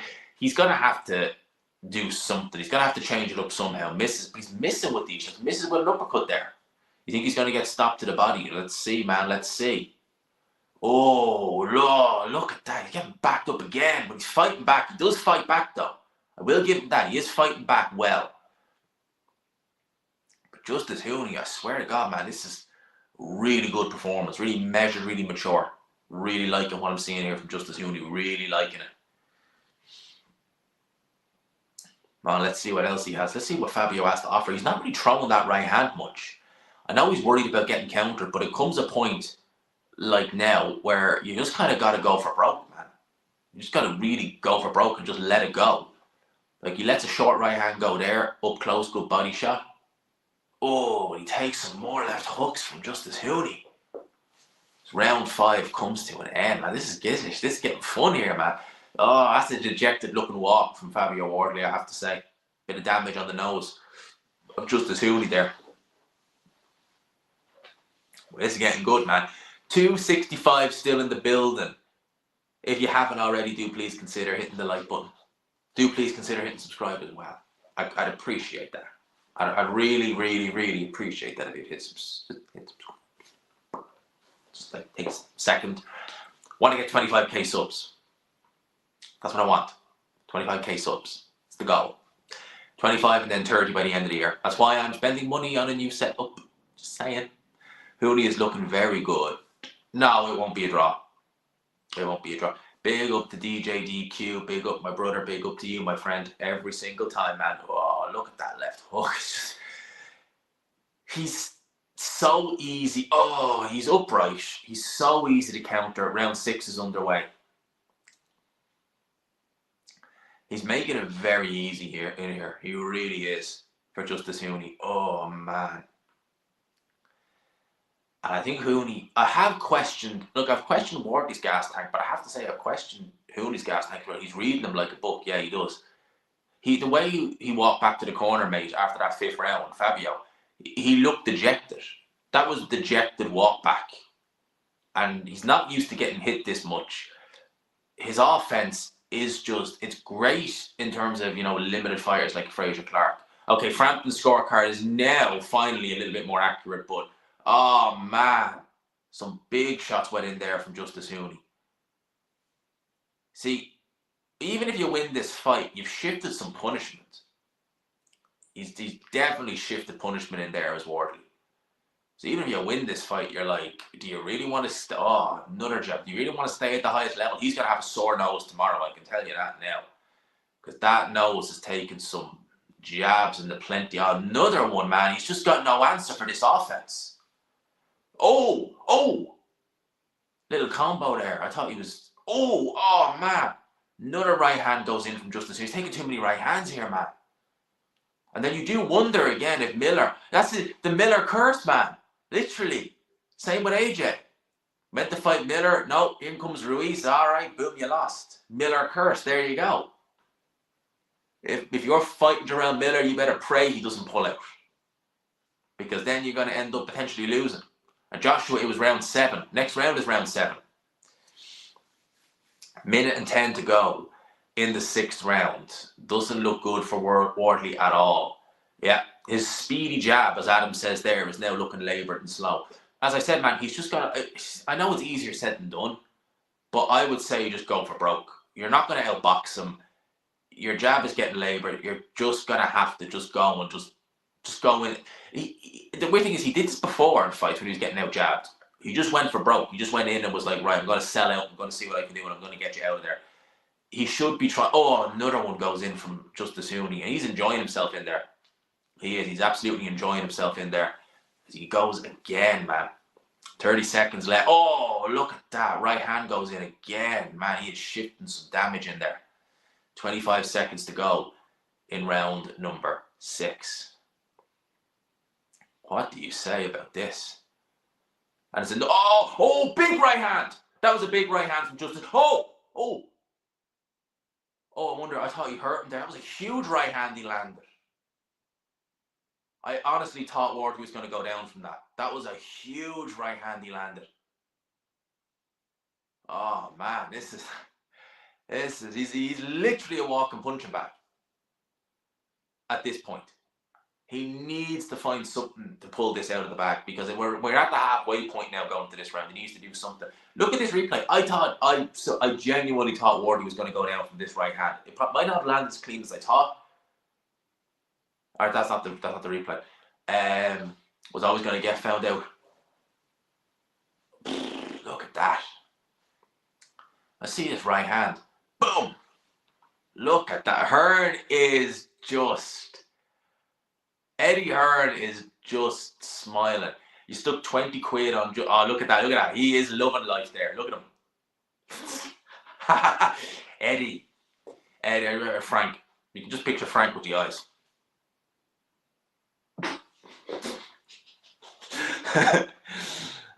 Wardley was not always crap. Wardley has ability, but he's ran into someone who's just schooled him, and he's not got any game plan for this. I reckon Wardley's game plan was just go in, do what he's going to do in the first round, and get hit with another right hand, and hope that it would be enough. No game plan. I don't think there's any follow-up game plan. Man, 20 quid. What odds did you get on it? I'd say it's going to pay you back a nice little sum. Was it by any method or just... Hopefully it was by any method, because I don't know the way it's going, he might actually very well stop him. Oh no, I do. He may very well stop him, man. Seriously. They're not to reason why. Interesting name, man. Okay. Mate. 2 minutes and 10 to go, man. Oh, with some good. That's the first body shot Wardley's thrown in a while. That's the first bit of offense I've seen him come with in a while. The most success he's had is when he's had Huni up close. A long round. They ruled that one low. All right, he ruled that one low. What's he going to do? What's the one?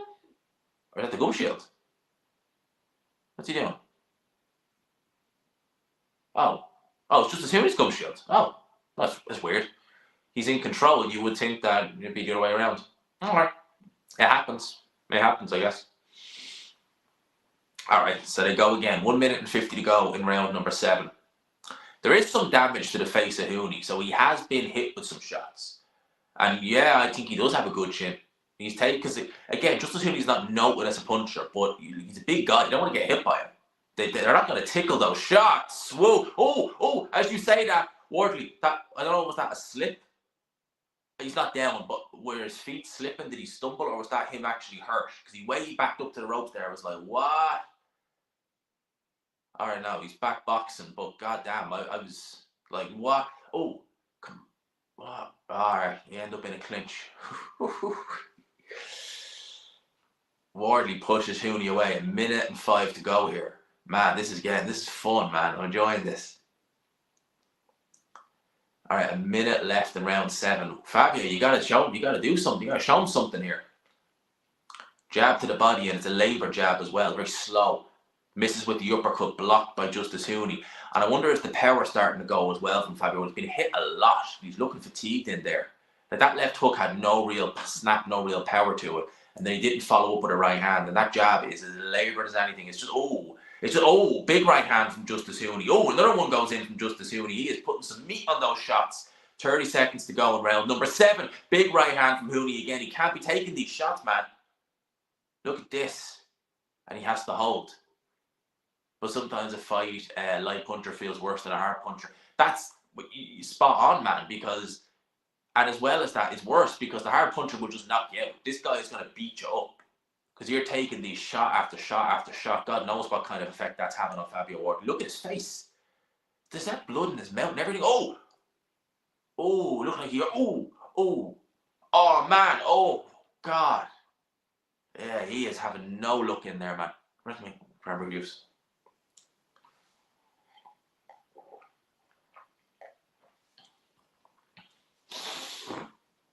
Wardley is gone, Adam says. He's tired.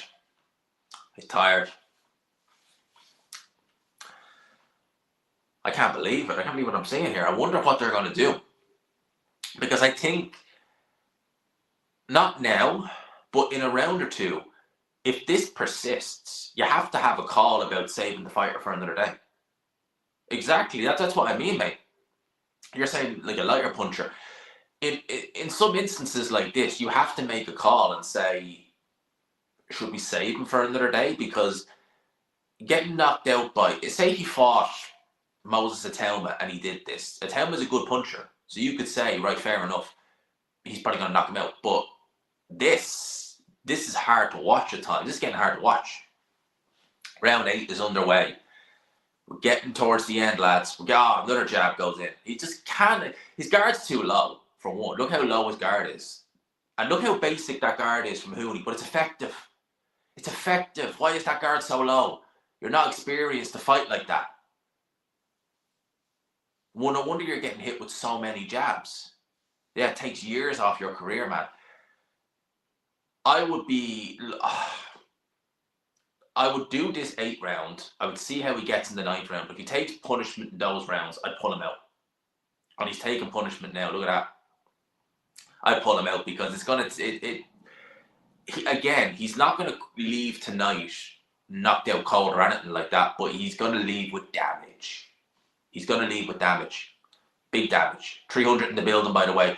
If you haven't already, hit the like button, hit subscribe if you enjoy the commentary. Another jab goes in from Huni. He's taking so many of them. And the jab from Fabio is just laced awful. And there is no jab. It just looks like a little arm punch. I don't know what quite. I wouldn't go brain damage territory yet, and I don't see any worrying signs there, to be honest with you. Yeah, he's fatigued, he's hurt, but I wouldn't. There's nothing there that's really making me say, oh God. And to be fair, he's not getting hit as much in this round yet. 1:30 to go. He's not getting hit as much, but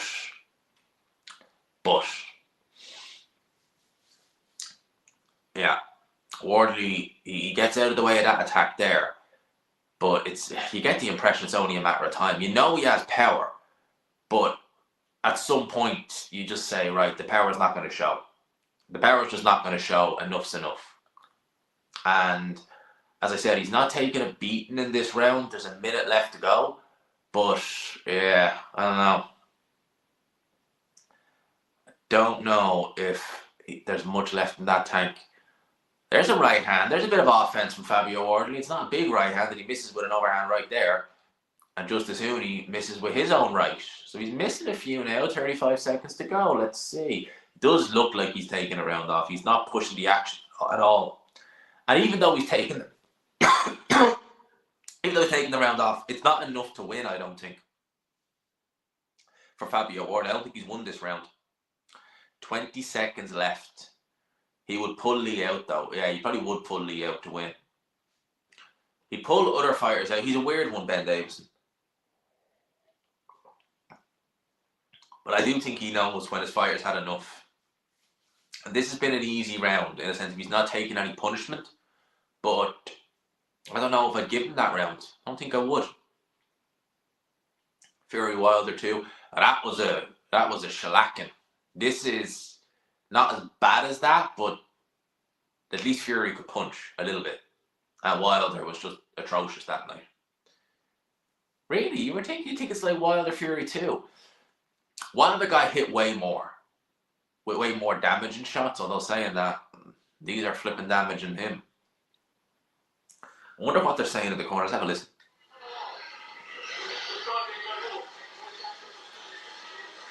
What's he saying?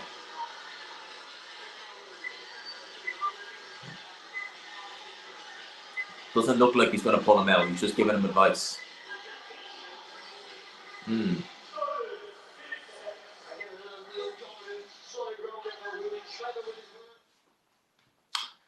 Yeah, it's all Justis Huni, man. Round number 9 is underway. There's no way you could have this fight scored any other way. You could probably maybe give Wardley a round or two. Maybe. I'd like to see what Frampton's scorecard looks like now. I really would. It'd be interesting to see what his scorecard looks like. I'm dying to see what way he has this. He's got 2 rounds for... Okay, so pretty much it should be a shutout, really. Because those first two rounds, I mean, what are you doing? What are you actually doing? So really it is a shutout. But Wardley's launching a few right hands. Now he's missing, but the fact he's willing to actually let them go tells me something. Maybe he's seeing that Huni is a little bit fatigued, and he's maybe thinking, okay, now I'm tired too, but Maybe some of the snap is gone. Maybe some of the snap is gone in his shots. I'm wondering, is that what he's thinking? I'm wondering here. There's 2 minutes to go in round 9.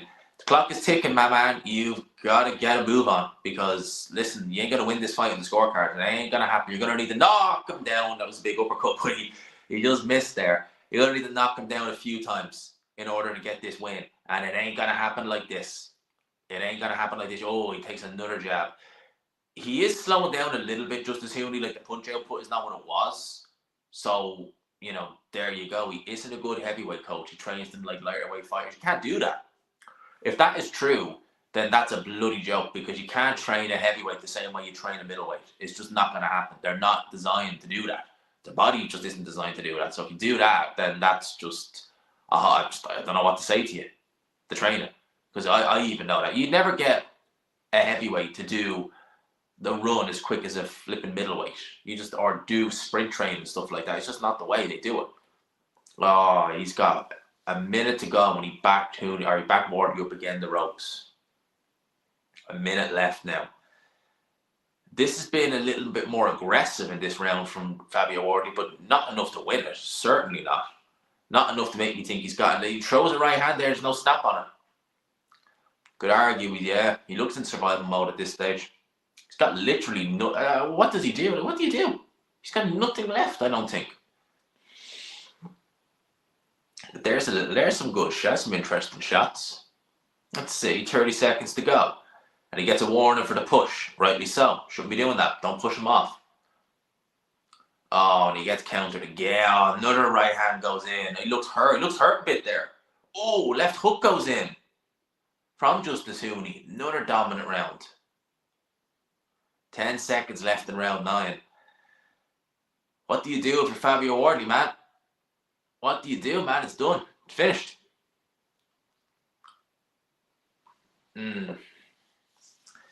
Maybe Ben Davison should be having words. Let's have a listen.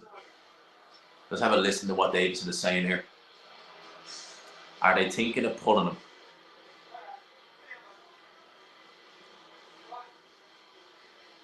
Team Wardley, happy?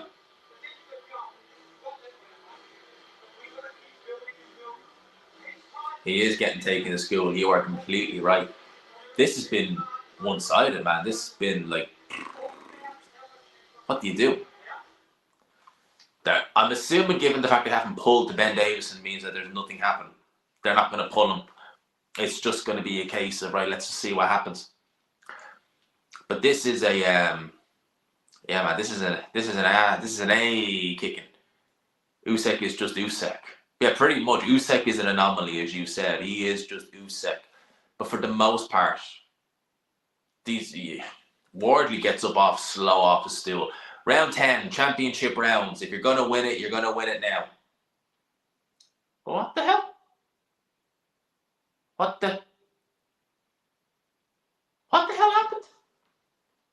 Oh, the mouthpiece. Oh, I was like, what the hell happened there? He came out without the mouthpiece, fair enough. I was like, what the hell happened there? He just came out without the mouthpiece. When you don't have the commentary on, you're kind of looking and you're like, what was that? All right, 2:30 left in round 10. Wardley, this is your chance, because it's a big, long rebuild, and he gets hit with a right hand. I'm just saying, he gets hit with another right hand. This is your chance, a big, long rebuild. You can still salvage this, but it's going to take some work. And he gets hit again with a jab. He just hands down too low, too upright. Simple as that. Better schooled, better delivery system. That's going to win you the fight. It's as simple as that. Wardley is trying to let the big shots go, but he's just, mentally, he just looks like, what do I have to do in here? And I know it's easy to say, just throw the right hand more. When that's happening, you're getting countered like that. It's very difficult. You can't just go and start just chucking right hands out like they're going out of fashion. You can't do it. Like, and I get where he's coming from. I just think that at some point you just have to say, right, do I want to just finish and get stopped on, or do I want to finish and just lose on points, or do I want to try and go for it and end up getting stopped? Which one would you rather? I think, oh my God. Oh my God. Oh my God, what a right hand. No, he's hurt. No. Is it over? It's over!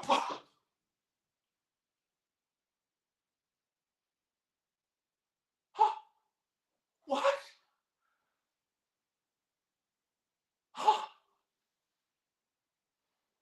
No way! Holy shit, man! What? What the fuck? No way! Holy shit, man! How the fuck? I can't believe it, man. What the? It's just like that. It was like, what the? No way. How did he do it? How did he do that? Like, oh my god, man. Oh man, Eddie, what did you do? No way, man. Holy. I knew as soon as he hit the deck, it was, he didn't even break his fall. Oh man. What the hell? Oh, look at Frank Warren. He is beside himself. You are a lucky man. Holy crap. Oh man, I can't believe it. Oh, that was it, man. That was insane. Oh, and it was literally. I have to see this replay. I can't do the post-fight review until I've seen this replay. That was insane. And of course, the ringside doctor has to check on the flipping winner because he got his ass kicked. I didn't really see the count. I'll have a look at the count after, man. But I can't believe it, man. Like, I'm speechless. He must be heartbroken, Justis Huni, with that. But what the at the end of the ring, just looking like, what the hell? Like, all right, let's have a look at this. Right. So he comes in. Oh man, what a right hand! But look at that. He just. Oh man. Just look, bang on the chin.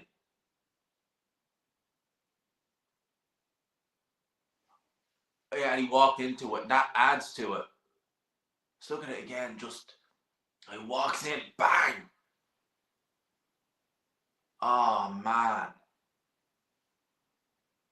Oh man, he pulled the Lee Wood. No, Adam, mate, Adam, hang on. Lee Wood, right? That was like, right. He wasn't getting battered to that extent, and you kind of could see this was like it. Look at Frank Warren. Look at him. Look at him there. That is very similar to White Povetkin, sort of. Man's getting beaten up in here. And then he goes and he does that. Oh crap, I hope I didn't show him on stage. I hope I didn't. No, I didn't. I was thinking, it said hide from Ting, and I was like, oh crap, I hope I didn't block him. No, it just said take the super chat off. Man. Wow. I'm speechless. Like, I actually speak. I can't believe that, man. Wow. I'm stumped. I'm speechless, man. Honestly. Wow. I, for one, I'm going to call it there and do my post-fight review and do a video on the Thelma versus White. Wow. Thank you to everyone who joined in. I appreciate it greatly. I will, once I log off here, I'm going to rewind it. I'm going to watch the knockout like as it happened live and just see kind of did he count it quicker or what way did he do it, because I'm watching it here without the commentary, and when that happened it was just like that. So thank you to everyone who dropped it, who was in the chat. Smash the like button on the way in, and thank you to everyone who updated me, because I had no equipment to check who was doing what or what was going on. So I thank you for all those who let me know the likes and stuff like that. I greatly appreciate it. Thank you so much. I will chat to you in about 15-20 minutes. Peace and love, people. Thank you all for tonight. It was brilliant.